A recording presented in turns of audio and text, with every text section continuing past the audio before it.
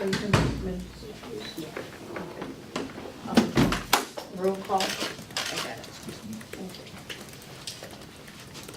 Okay. Approval of the agenda.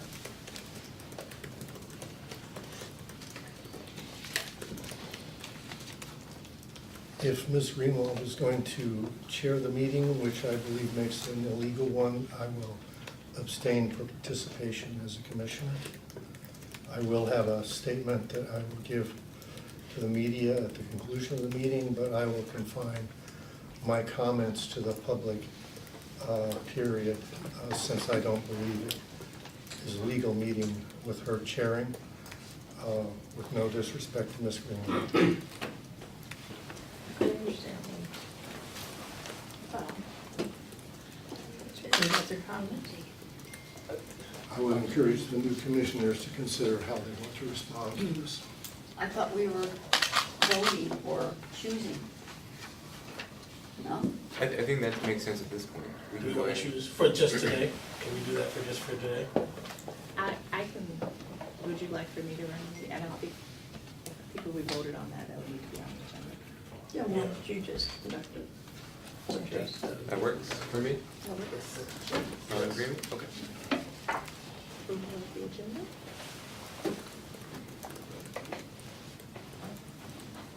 I agree. A second.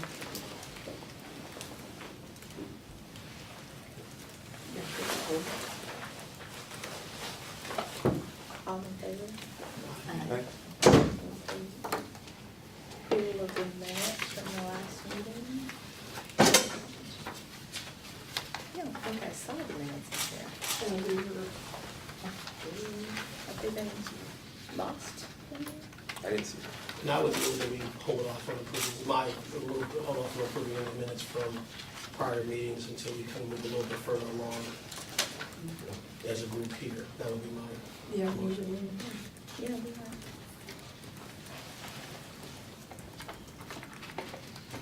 Okay. Is there a second for that motion? A second.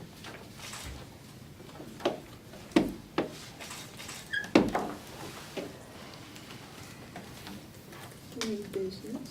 Welcome to everyone. Would everybody like to go around and introduce themselves? And Thanks, tell sir. us a little bit about themselves? Yeah. For those of you that aren't aware of who I am, my name is Michael Liendo. I was born and raised in the Quad Cities.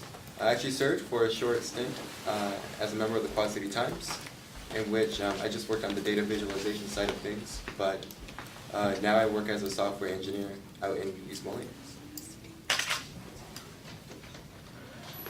Nice. My name is Ruby Mateo, and I have a lot of different hats. I'm a professor at Des Moines University, and also I work for a nonprofit organization here in Davenport. My name is Erie Johnson. I've been in the Quad Cities, living in Davenport for about 14 years, 14 to 15 years. I work for Wealth Management, a large financial institution in there in the Quad Cities. And I was on the Affirmative Action Commission prior to being on this commission. My name is Linda Gilman. I've been in the Quad Cities for 16 years. I'm a gerontologist. In other words, I work with older individuals, older people. I also am a driver for McGrath, the Davenport Superstore, where I bring cars back and forth to different dealerships. And that's it.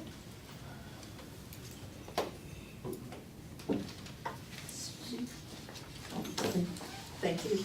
I'm Susie Greenwald. We moved to Davenport in 1967, and I've been active in community involvement for many, many, many years, all the way from raising 6 kids from T-ball all the way up to high school football and everything in between. Honestly, I'm Latrice Lacey, I'm the director. I'm not from the Quad Cities, I'm a Chicago native. I moved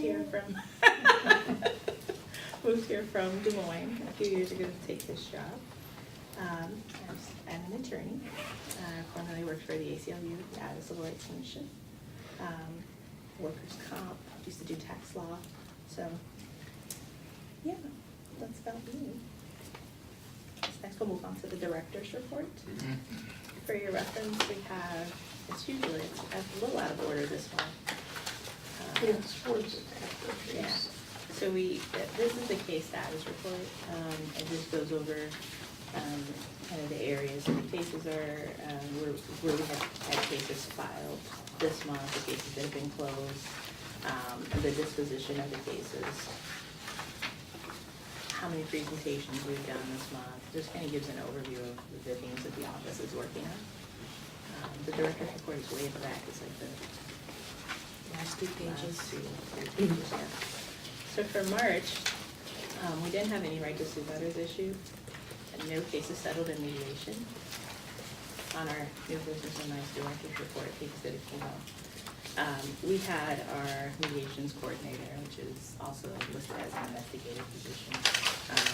That person moved over to become the housing analyst. The housing analyst left at the end of the year. The city offered an early retirement promotion. And so the housing analyst took that, and she left her position. So the person who was in the investigator position prior to that moved into the housing analyst position. And we had a vacancy. We had it listed. We didn't get people who had enough experience to take over the position. And then we also had a staff member who was out. So we were a little short-staffed for the month of March and April. We just got a new person in that position. They started last week. We were working on Courageous Conversations as an extension of our 50th anniversary fair housing celebration. So last year we brought in the author, Richard Rothstein. He wrote The Color of Law. And he was our keynote speaker at our 50th anniversary celebration.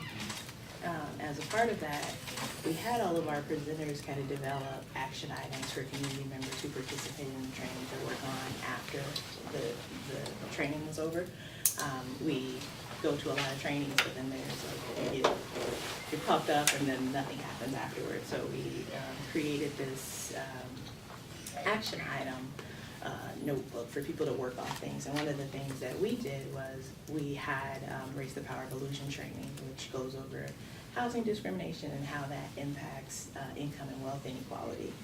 And so we did the training for the RPI, which is our shortened version of it. And as an offshoot of that, the folks from the Department of Human Services who conducted the RPI training came back and did training on Courageous Conversations. So we asked some of the participants who were at the RPI training to come back and participate in these community conversations. So figuring out how we can talk about things that make people uncomfortable. We have a lot of things go left unsaid because people don't want to have uncomfortable conversations. So it was figuring out, okay, how do we have conversations about race, about discrimination, about disability, about sexual orientation, gender identity, and how it's important to have those conversations because avoiding topics doesn't do anything to address them. So there's some stuff over there. So from that, we had a good group. The person from the state said we actually have the largest group that they've ever had. So we had about 12 people come back to participate in that. Some of those folks are from St. Ambrose. We had a pretty good group from St. Ambrose and Genesis. And the people from St. Ambrose thought this would be really cool to do as a part of the social work program because social workers are working with people from different walks of life and having a mechanism to start having those courageous conversations might be really useful in their line of work. I feel like I'm like not talking to you, Susie, because you're behind me.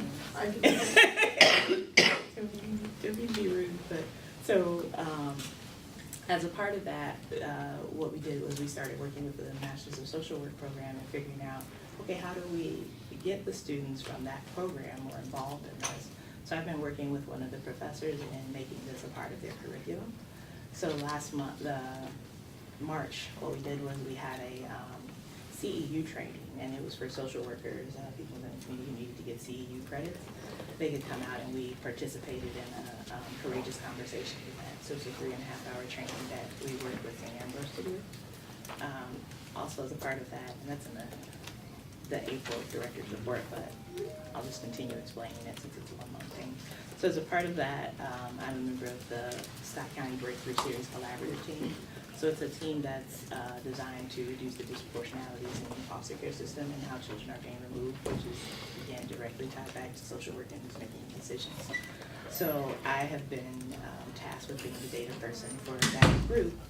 And the information that I asked for our last training was, can we do a heat map to figure out where the removals are coming from, how those decisions are being made. So we got the heat map. It's not available to be released publicly because there's concern that people can look at the map and figure out where people live and identify people who are being removed. But what we saw was that there, for Scott County, there seemed to be a line where there was a socioeconomic change in the community. So you can see in one neighborhood, kids were being removed at a very high rate, and then when it crossed the socioeconomic line, suddenly there were no removals. So there seems to be some bias in decision making in deciding who is actually being subjected to neglect or abuse.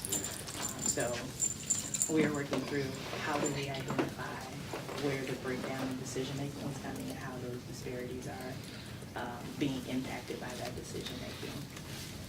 So as a part of that, we met with the director of the Masters of Social Work program, and we're going to have a follow-up meeting with the Bachelors of Social Work program to see if we can turn the Courageous Conversations topic into a part of the Bachelors of Social Work program so that we can get people, as soon as they start going into that field, to start thinking through, okay, are we asking the right questions? Are we kind of checking ourselves and checking our biases and making sure that we are doing our due diligence and making sure that the decisions that are being made in a neutral way.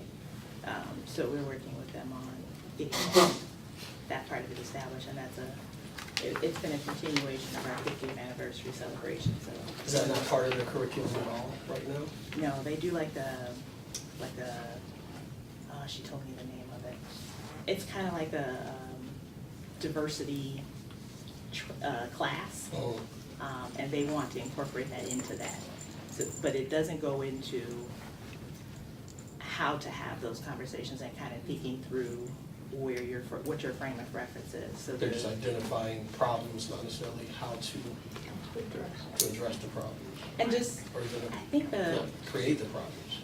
the general diversity one is just kind of like, oh, this is implicit bias. Making sure you understand implicit bias, but the Courageous Conversations toolkit that we got from DHS is you're looking through, one of the exercises is a community report card. So it's a community report card to look at education, infrastructure, local government, housing, and you're grading it based on your perspective of how these things function in your community as they relate to minorities. And what was interesting was every place that we did it, because we've done it 2 or 3 times with different groups, the grades vary, but none of them are good. And people, the consensus is, well, it's not that bad.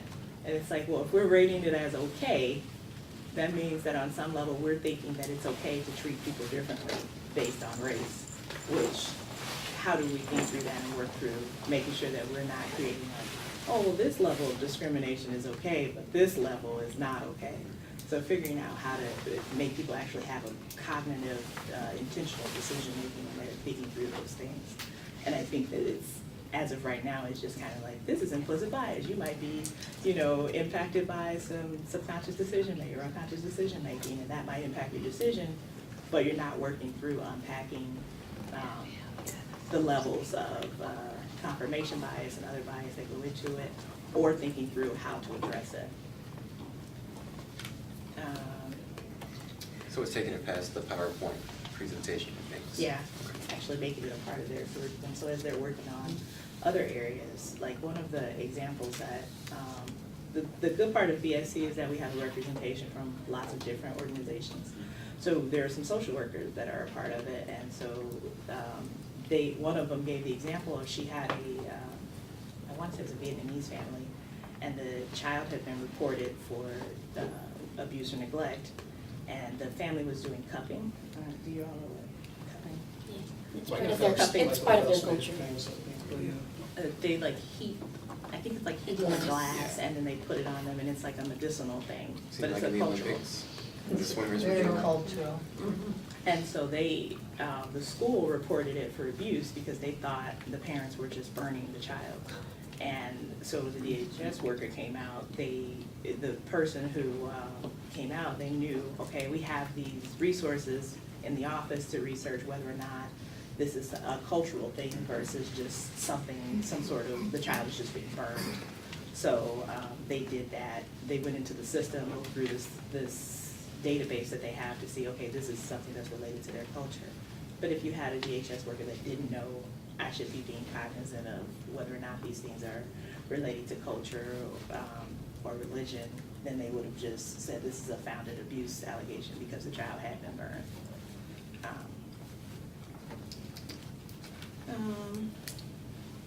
We had we have a case that the commission was sued by a complainant. There was a probable cause decision issued against Palmer College for disability discrimination and retaliation in education.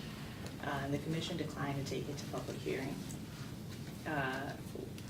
The complainant in that case got a right to sue letter, which allows them to take their case into court to pursue damages that way. When they got to district court, the Scott County District Court said that local commissions are not allowed to issue right to sue letters, which we don't think is the case. The local commissions have the same, they're supposed to have the same authority and processes that the Iowa Civil Rights Commission have, both based on the way that the Iowa Civil Rights Act is written, but also the fact that we have a contract with the Iowa Civil Rights Commission. So the Iowa Civil Rights Commission has basically given us permission to act on their behalf through our contract with them. So the complainant filed a complaint against the lawsuit against the commission while also appealing the district court decision. And so we wrote the answer to it, and we requested that they stay that action until the appeal is finalized, or their decision is made on the appeal. Because obviously, as the commission, we don't want to do anything that creates a due process violation for anyone. So if the commission were to oppose reopening the complaint based on a interpretation of the law, based on the case law that in existence at the time, that would create a due process violation for the complainant because they just have no remedy because we issued a right to sue letter, and at that point their case is closed. So allowing the case to be reopened because of a legal challenge or a court interpretation that local commissions can't issue right to sue would not create a due process violation. So we requested that it be stayed. It was stayed. Met with the League of Civil and Human Rights Commissions, the agencies. So that's all of the, a lot of the local commissions and the state commission are part of this group.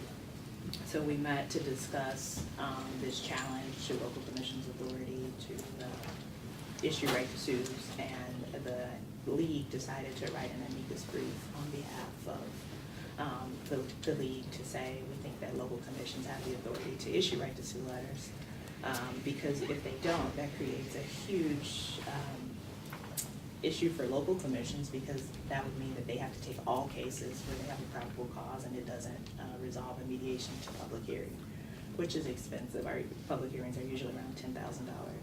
So if we have 10 public hearings in a year and they're not resolved in conciliation, if we have 10 probable cause decisions and they are not resolved in conciliation, that means we have to have 10 public hearings, which would completely decimate our budget.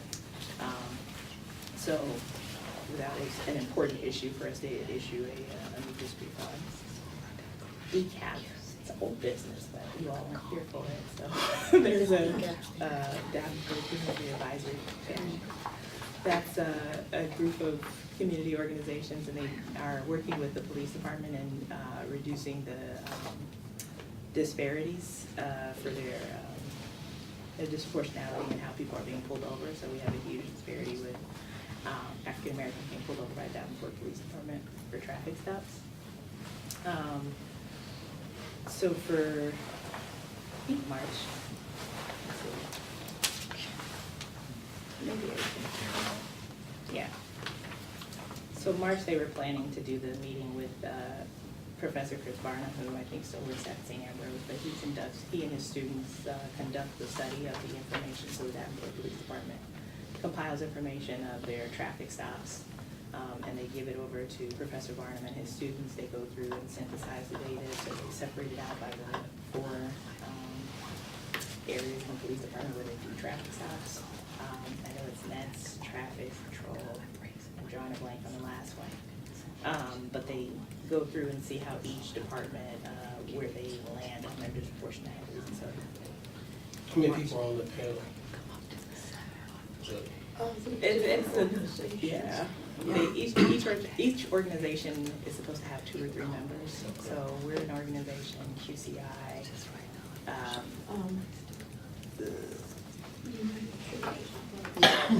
Churches United, I can't think of who else is, NAACP, LULAC. I feel like there's another one that I'm forgetting. But I'm not sure how many people actually participate. So we were participating in the meetings more actively, but it creates kind of a weirdness between our department and the police department. So we kind of don't participate as actively in the meetings, and we just serve as for one of the initiatives from that group was to allow people to come out and help people fill out complaints.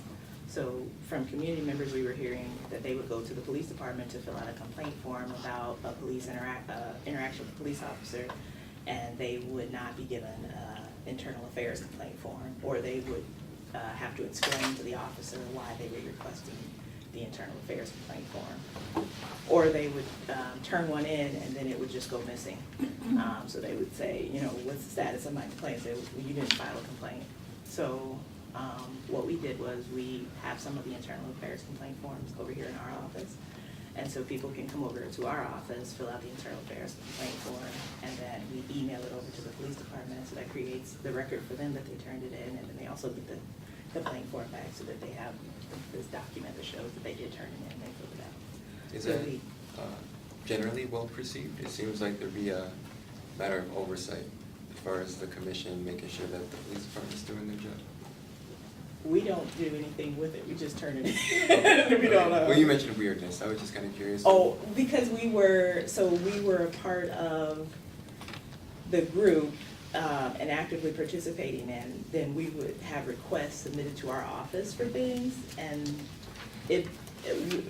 one member shouldn't be deciding something, and so it's an awkward position because really I'm the only one here. Mhm. So it's like, oh, we'll go and ask Latrice, and it's like, I can't speak for the group, but then it's, why did they ask you instead of asking us?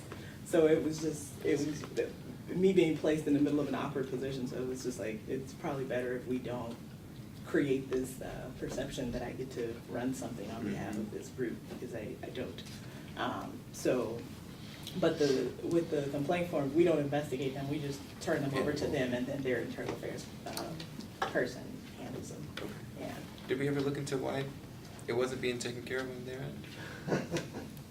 end? That would not be for us to look into. So they were at the table, so they knew that was an allegation. I'm not sure what happened. It had been addressed to them. That it Yeah, wasn't- they knew, yeah. Mhm. Yeah.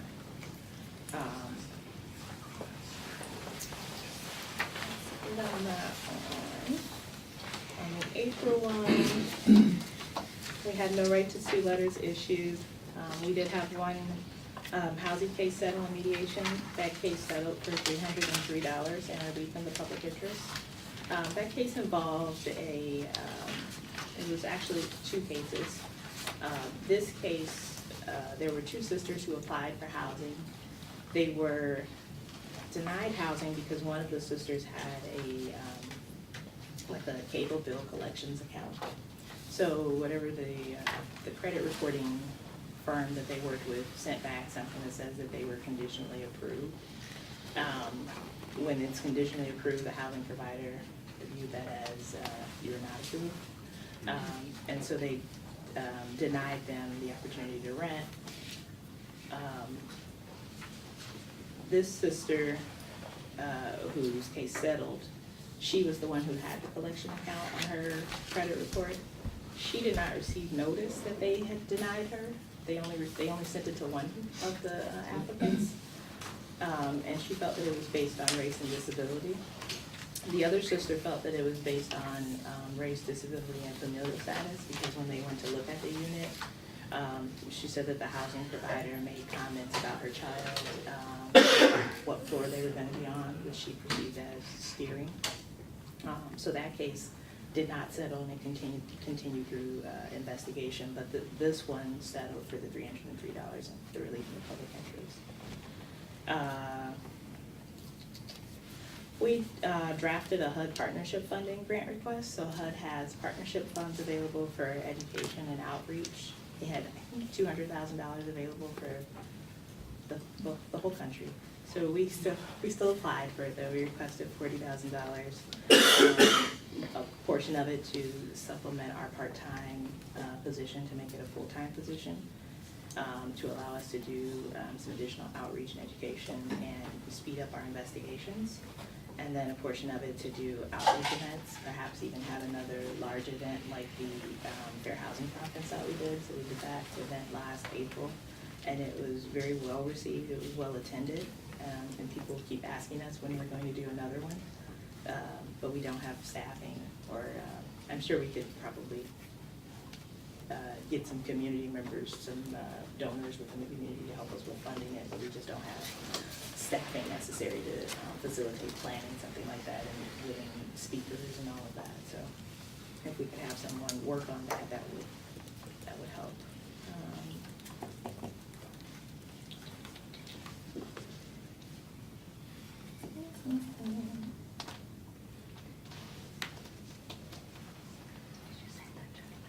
We submitted our FAP quarterly report to HUD. The FAP stands for Fair Housing Assistance Partners. So that's what our HUD contract is under, the FAP program. So HUD has FAP partners and they have FIP partners. FIP partners are Fair Housing Investigator Partners. So that would be like agencies who do advocacy, who do testing. We don't currently have one in the state of Iowa. The nearest one is in Omaha. Sometimes we work with them on doing testing, so if we get, someone contacts us to tell us that there's a discriminatory housing practice going on, we can contact the FIP to say, can you do an investigation into this or do testing to see if you see that this is going on, and they can conduct an investigation, send over the information and documentation to us, and the commission can then initiate a complaint on that. We did that 2 years ago, Susie? What's that?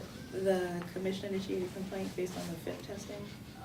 Yeah, I think it was 2 years ago. So they sent us over recordings of their interactions with the, it was 2 different areas, but they sent us over the recordings of their conversations. So the commission got to review it and then decide whether or not they wanted to do a commission initiated complaint. Those are usually done if it's an issue that is, like let's say we have a practice of denying housing to people based on criminal background. So if landlords believe that that is a permissible practice, maybe more landlords might engage in the same practice because they have landlord groups and they communicate amongst each other about what is and is not permissible. You know, this is our standard of doing this. So we might get information that people are being denied housing based on criminal background on a kind of extensive level. We might have, might contact them and say, can you do some testing to see if you'll be denied if you contact, you know, these companies. And then they can do that, do the testing, send us over the information, do commission initiated complaint. Once that information gets explained to them that this is not a permissible practice, hopefully that information can go through to other landlords and we can kind of nip that, address that. We did our Fair Housing Month proclamation.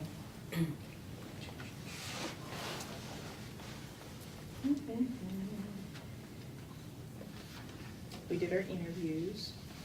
We hired a new investigator. Our Armando Ochoa. That's the one who started last week. Yeah, so he started last week. I had staffing What's on his here name because again? Armando Ochoa. Armand, yeah.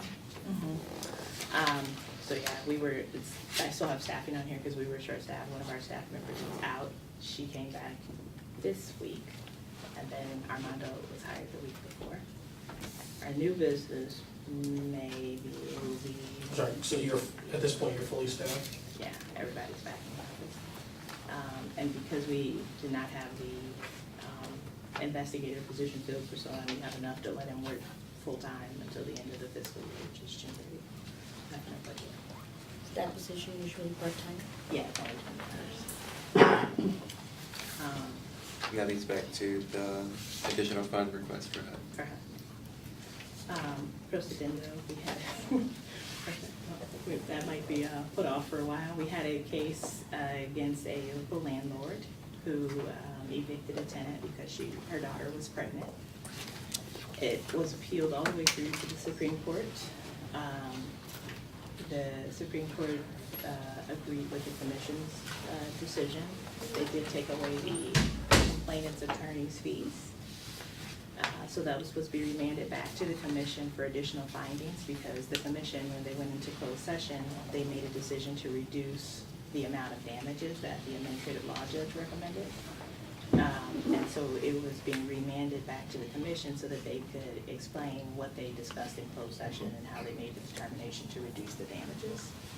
The administrative law judge recommended $35,000 in damages to the complainant. When the commission reviewed the decision, they decided to reduce that by $17,500. I don't participate in closed session because I represent the commission in the hearing. So the court remanded that back so that they could explain why they made that decision to reduce the damages. I got notice yesterday that the complainant appealed that decision to the U.S. Supreme Court. So, yeah, I guess that'll still be hanging So out right there in now the it old sits business. with the commission, but it's also been appealed to the U.S. Supreme, the Illinois, like you said, U.S. Supreme Court? The U.S. Supreme Okay. Court. The commission stayed any actions on it while it was being appealed. So it still stayed, but it's, yeah, but it stayed a little while longer as it's going up the chain. And that's it for the director's report. I have a motion to approve the director's report. Actually, I'm gonna make a motion that we hold off on that too for one, until we actually are a little bit more solidified as a commission. I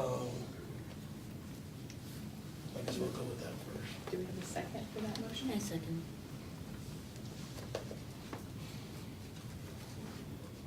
All in favor? Aye. Those opposed? Okay, old business, that's the case that I just talked about, that's now being appealed. So I guess it'll stay on for next month, till we figure out what's happening with it, so I guess that'll be kind of a standing item. Do we have any public comment or presentation?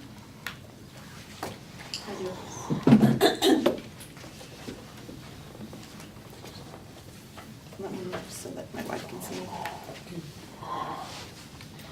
This past Tuesday, there was a little girl who was 3 years old. She's deaf and was born with no fingers on her hands. And she's currently a preschooler at Children's Village West.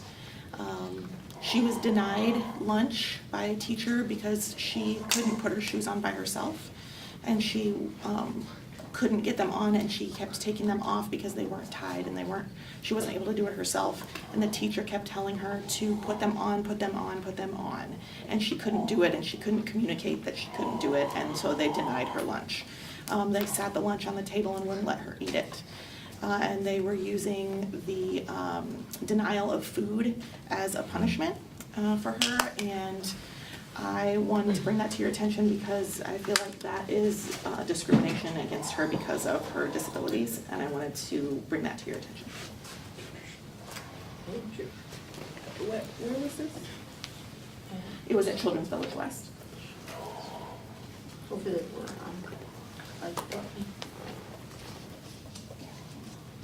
where it's located, isn't it, next to the Putnam?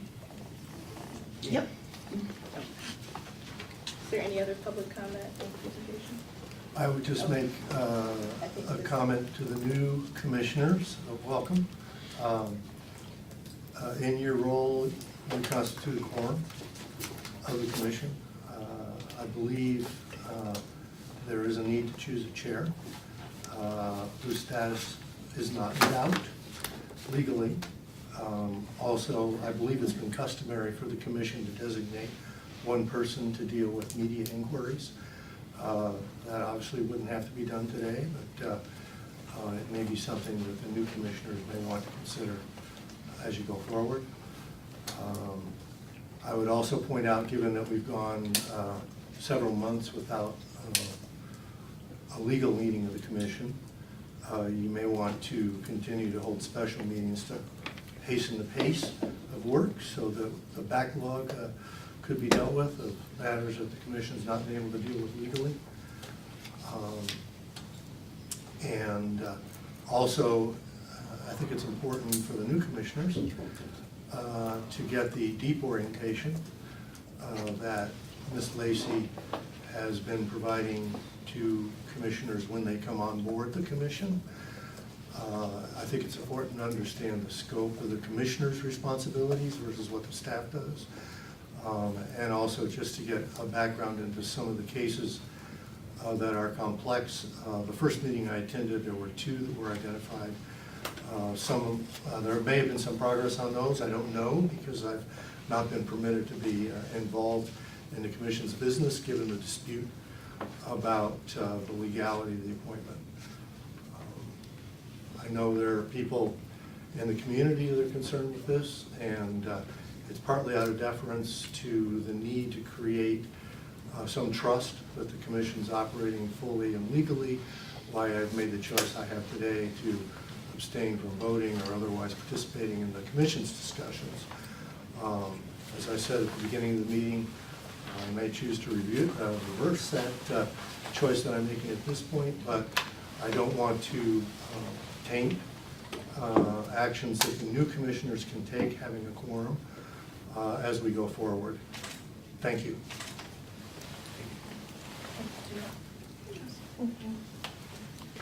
I'd like to say thank you to the Civil Rights Director, Latrice Lacey, and the resident-led panel for the opportunity to speak before the commission on the matter of Mayor Kletch's nomination of Patricia Hardaway, Lee Gaston, and Randy Moore. I recall in the month of December 2018, the Civil Rights Commission and I unexpectedly became interconnected by a set of events reported in the QC Times newspaper and local TV news station. Today, I show further cause for the Scott County citizen to rebuke the appointments of the nominees. Democratically, the vetting process allows the citizen of Scott County to grasp, prior to the appointment, information on the appointee's own self-development, professional experiences, personal conduct, and previous coverage in the media.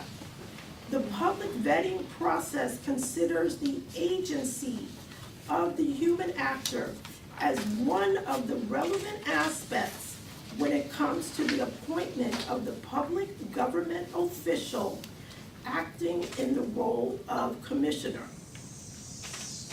Analytically, I observe the nominee has tacitly relied on the mayor's exemption from the vetting process, which gives cause for the citizen to ponder.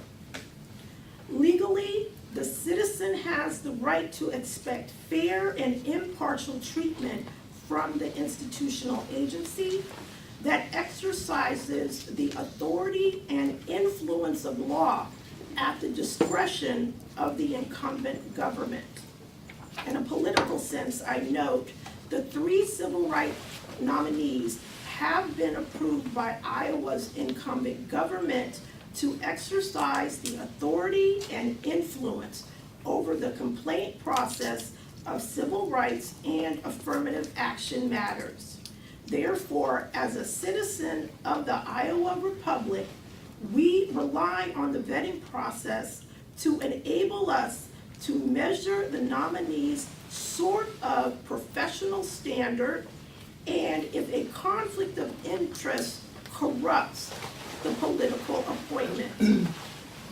I ask the Iowa citizen to critique the methodological ways the unvetted public servant could implement educational, legal, cultural, and media institutions to function as the state's ideological apparatus. In the public and private domain, the apparatuses could be institutionally dispersed by the state of the ruling class. In kind, the appointee lends support to the governmental conviction to function as the cognitive product, politically innocent, as the processes that they allegedly produced, as the processes they allegedly produced then. Therefore, I show cause for the Scott County citizen to gather further information on the appointee's own self-development, professional experiences, personal conduct, and previous coverage in the media to represent the citizen in the matters of civil rights.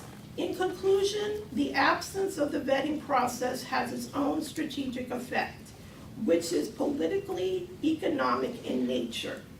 Equivocally, the absence of the vetting process lacks the means for the citizen to know the appointee's own self-development, personal conduct, and professional experiences on the matters relative to the appointment. And the absence of the vetting process for the appointment articulates the incumbent government's ideology, principles, and beliefs, prove the information and techniques regarding the Iowa Civil Rights Commission.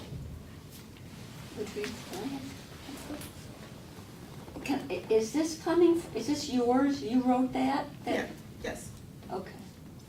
All right. Very well written. thank you. Just say your No, name thank and you. your board. My name is Eileen Williams Jackson, and I'm unemployed. I was like, what ward are you? No, I'm from Bettendorf. Okay. What, can I ask you what you did before you were Unemployed. I worked at Palmer, chiropractic college, Ooh, okay. as a compliance officer.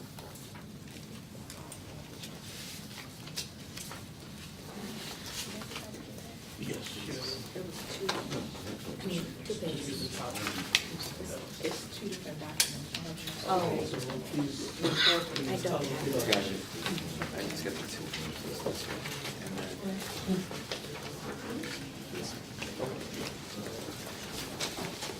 Is there any other public comment? No other public comment? Do we wanna, add anything for the agenda for the next meeting? well, yes, I know I did actually lead hit on one thing that I wanted to talk about. I do want to go through the orientation with you. I know we got some onboarding, but I do want to do the orientation, so therefore we have it all covered, at least the 4 of us. So I don't know, do we have to put that on the agenda to schedule, or can we schedule that? Just, We can just, do it as a training meeting, we can do it at the next meeting, or we can do it in between. Is that just us, or again, every time we meet, I think If the because 4 it's of 4 us new meet. people, we should be posting that as a public. so okay, we'll but do the Yeah, the because- training is just us? No, it'll be all of us, because the 4 of us are meeting, this has to be a public meeting.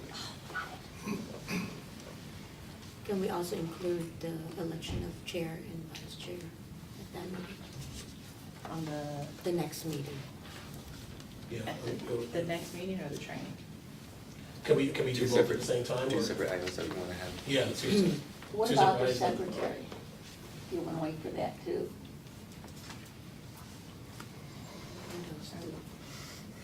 We have, sorry, go ahead, because we have a list that's Are coming we, up. are we referring to a special meeting or the June meeting?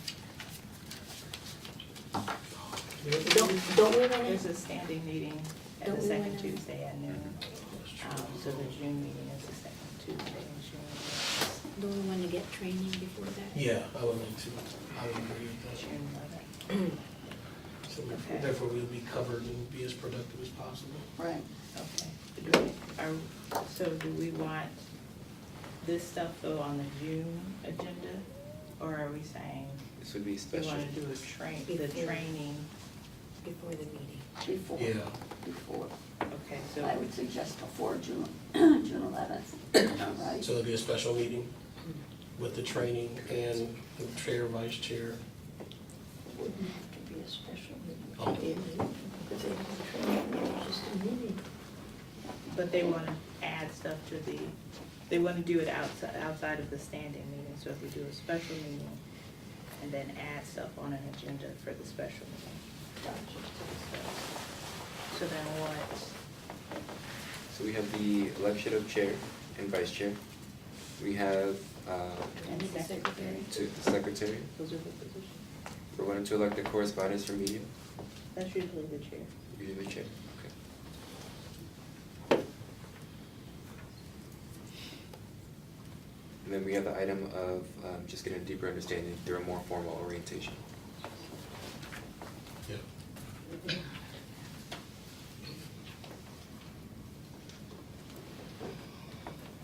And this is before June 11th, which is our standing meeting. Right. Do we know? Or do we want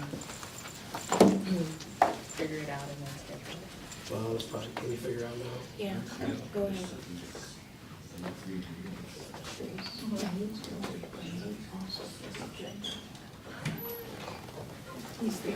What days, can we start with what days work best? Yeah. Depends on the, All right, can we break it down to before or after the workday? I'll I would- prefer like lunch, because I mean, that's kind of what I signed Yeah. up for. yeah, me too.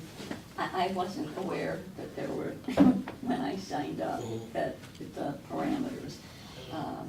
I'm often not around at lunch. Any chance of doing it before work? Is there a restriction? Can we do it at 7 in the morning? Is that? 7? Whoa, you were. Oh, I got, what time do you start You work? said before work. Yeah, okay. Oh. So I'm like, Well, and like before 9. oh, Oh, it's gonna cut into, Well, no, Right. like, Work day. 8, 7:30, 8 o'clock.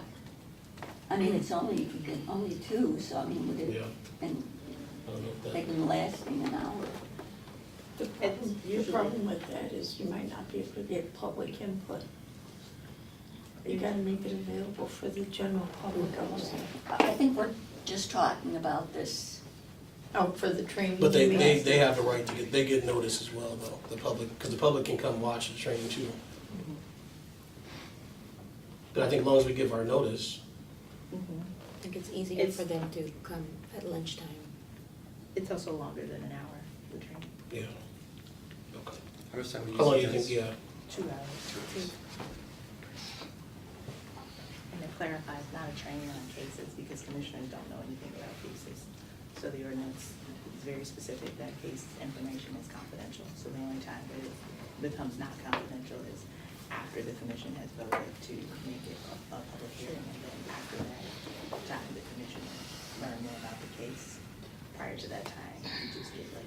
When we meet in closed session for it. But you get like, I can give you the details of a case that is coming before the commission to decide on a public hearing, but you don't know who the case is you don't know the about. respondent. So the noon meetings, that's like once a month? Is that the first? Second, Second Tuesday. Second Tuesday. Okay. I'll work that out. but this is in addition to that second Tuesday, so we're trying to get something before June 11th, so we kind of, maybe we can get back on track a little bit. before the end of the month, we want to messages. 2 weeks from today, the 31st.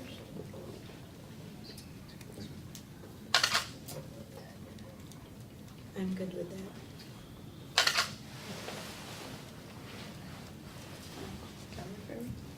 Noon. Do we want to do it at noon? Noon at 31st, yes, I can do that. I'm here all day. Everyone's great for Friday, the 31st, Yes. noon to 2? Did anybody have questions about certain things that were in the binder that we want to touch on? I'm getting, I don't want to open a can of worms, but I am getting mixed feelings about that section that you showed me regarding that specific code. On its own, it seems to stand very clear on what that says. Just to give more context and not be so vague, I think I can. I guess my question is, how is the ordinance to be read? Is it code by code, or is it as a whole? As a whole, As- the civil rights chapter? Yeah. Yeah. So each section flows into the next section, like a brook. Yeah, so for everybody else that was Yeah, there, I apologize for being very vague. Michael asked me about what the controversy was with the appointment of the 3 people that, where it's confusion about how the appointment was done. And so what the ordinance says is that the mayor shall fill any vacancy on the commission occurring for a reason other than the expiration of a term by appointing an eligible individual to fill the remainder of the vacated term. So, the mayor has, and I think, I don't know if council has or not, there's been some question about that, but there's an interpretation that, well, the mayor can appoint people without having council approval, and that's what that section means. But the previous sentence says, all appointments shall be approved by council, which means all of the appointments, so there is no exemption for the mayor to appoint people without council approval. So that was where the commissioners questioned the validity of the appointments, because you can only appoint someone if there's a vacancy. If there is no vacancy because the commissioners have not vacated their seats, you can't appoint people to fill those seats. Because the loophole is that if your term has expired, that does not automatically vacate you. Right? What, it doesn't? No. What Well, does that wait, mean? And that's my question. Yeah, That's my and I would question. say that as The language. commissioners that are acceptable at this Yes, point, yes. that is not a question before us. Mhm. Will not be a question before us, at least in the next, by June 11th. To just kind of clear it up, my I question understand. was, how am I supposed to read this as I go through the training material? Not so much, what does that mean? Because that seems to be the part in question. Right. It's just more, as I go through other materials, Yeah. how am I supposed to be reading I mean, ideally, any ordinance or code section should be read as a whole, as a whole? and they should not conflict each other. Conflict, yeah. But, I mean, we are humans, I mean, everybody, legislators do the same thing on a federal level. Right, right. Sometimes it's not as clear, but I would say as a whole. Yeah, I picked a very contentious part to raise that Yeah. question around. Yeah, But that was let's the avoid most that right glaring, now. yeah, that was the most glaring part. Yeah. Okay. Did anybody want to learn more about a specific area or? Well, Yeah, I don't know can right you- now. Can you explain, I mean, I don't mean to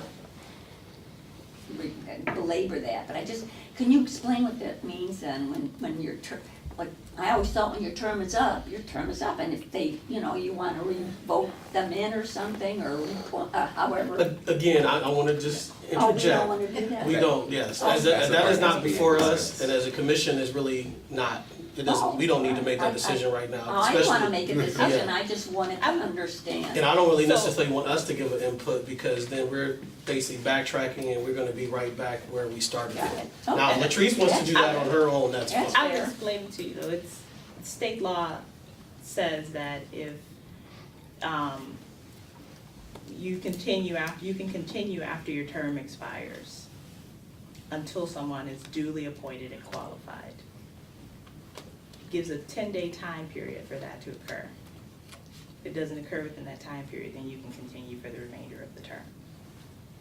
So that's where that comes from. That was the question on other areas of that you want to learn more about. Like, is anybody particularly, do we just totally lack knowledge on employment provisions, housing provisions, public accommodation, credit?